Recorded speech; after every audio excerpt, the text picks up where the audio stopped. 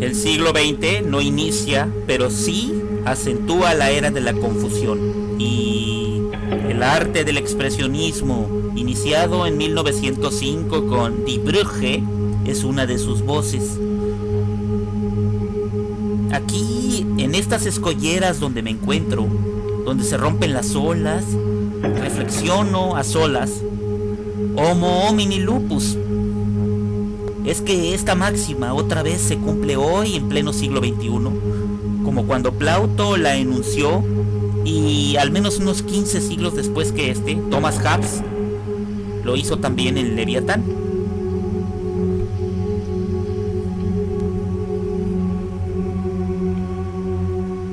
La contradicción de la razón se ha vuelto madura en pleno siglo XX, lejos de arreglarse o de solucionarse.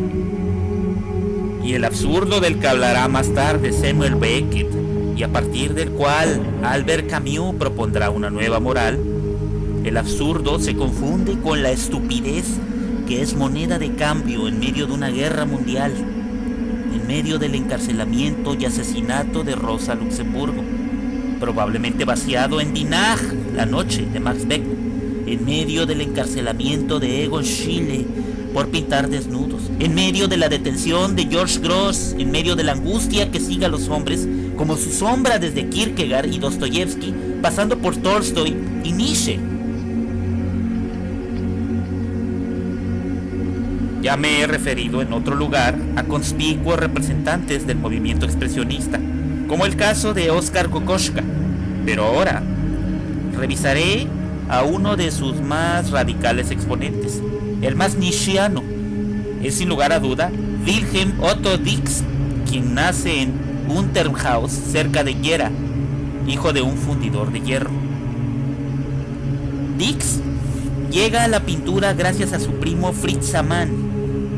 En 1905, cuando el grupo de arquitectos de El Puente pone los primeros ladrillos culturales para erigir el expresionismo, Otto Dix cursa la Elementary School y su maestro Ernst Schunke descubre su talento.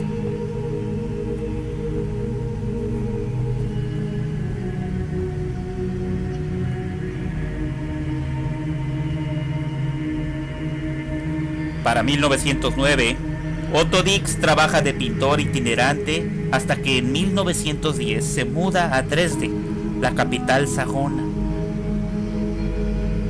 En Dresde, Otto Dix reconoce los 3 libros que son para él un tesoro de conocimiento durante su juventud, su mayor influencia filosófica: la Biblia, Goethe y el Übermensch de Nietzsche.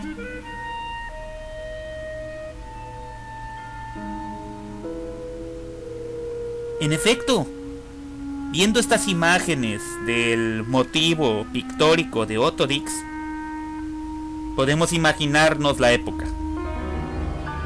Lo grotesco, la guerra y la voracidad del hombre sobre sus semejantes se entiende como un tema del siglo XX para los expresionistas. Si la influencia de Max Beckmann es Goethe y Schopenhauer, en Otto Dix serán Goethe y Nietzsche. En cierto modo, la Primera Gran Guerra Mundial en 1914 le da la oportunidad a Otto Dix para llegar a ser ese superhombre que admira. El superhombre que se atreve a subir el escalón que le hace falta a la humanidad para su evolución y no repetir su esclavitud moral en cada repetición del eterno retorno. Otto Dix se enlista en la guerra. Dice él, porque no es algo que quiera perderme. La guerra debe ser considerada como un evento natural, algo horrible, pero poderoso a la vez. Hay que estar allí y verse entre esos seres humanos para saber más acerca de ellos. Y vaya que les aprendió. Solo hay que ver su pintura Schützengraben, trinchera, realizada entre 1920 y 1923. Otto Dix no escatima la sátira, no escatima la caricatura. Schützengraben es una montaña de cuerpos en descomposición que el crítico Ernst Kallay no duda en comparar con el furor teutónico de la monstruosidad a los mártires descritos por las influencias pictóricas de Otto Dix, o sea, Hans Baldung Grien, Matthias Grunewald y otros.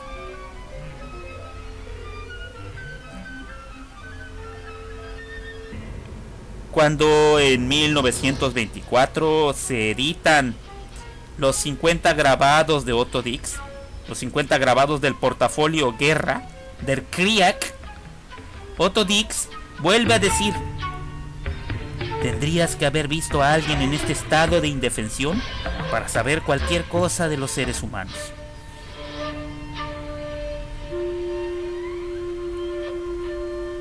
El grabado 25, Trinchera desintegrándose, o el 29, Hora de comer en la trinchera, van más allá de la sátira.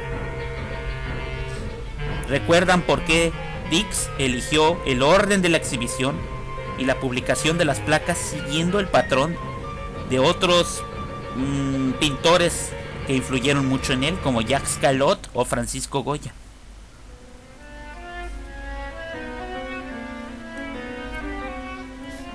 Otto Dix observa la condecoración de la Cruz de Hierro que obtuvo al servir en el frente, en Francia en el invierno de 1917 y en el este de Bielorrusia en 1918. Y mientras observa esa condecoración, recupera sus memorias y las vacía en sus grabados. En 1922 tiene lugar la serie Tod und Auferstehung, Muerte y Resurrección, donde si bien aún muestra interés por temas ya abordados como el asesino sexual, Luz Murder o el bélico en Barricada, las placas tienden a una profundidad filosófica mucho mayor.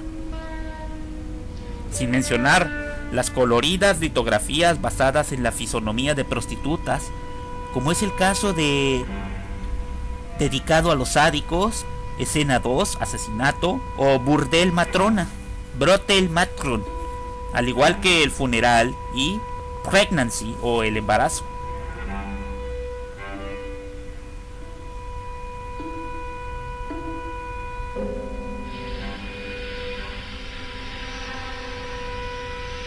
Es curioso que en 1933 Otto Dix haya sido despojado de su cargo público por considerarse el suyo, como el de Gross, como el de Beckmann y Kokoschka, un arte degenerado. ¿Por qué es curioso? Es curioso porque el escándalo de su tríptico Metrópolis de 1928 se debió, según los historiadores, a que caricaturizó y ridiculizó la bonanza y el esplendor de Oropel capitalista. Un Otto Dix en el auge de su genialidad es quien nos lega Metrópolis, pero también su cuadro Mujer reclinada sobre piel de leopardo de 1927. Cuadro que guarda un patrón estrechamente ligado al de la Maja de Goya. Y por supuesto el cuadro Retrato de la bailarina Anita Berber de 1925, que por cierto se ha convertido en la imagen por antonomasia del periodo artístico de la República de Weimar. Pintura que estuvo en riesgo tras haber sido confiscada por el Tercer Reich y que fue readquirida por el propio Otto Dix hasta 1963 por la cantidad de 18.000 marcos.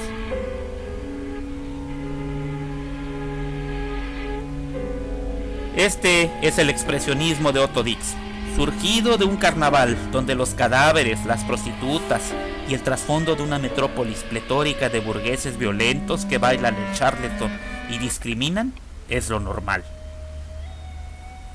Se suele decir que el expresionismo es un movimiento cultural basado en la voz subjetiva e inconsciente de las profundidades del hombre, y que esta voz es de desesperanza y amargura.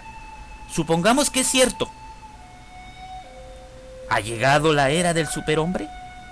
¿Quién se atreve, como pareció aconsejar Freud, a dejar salir del pozo sus propios demonios?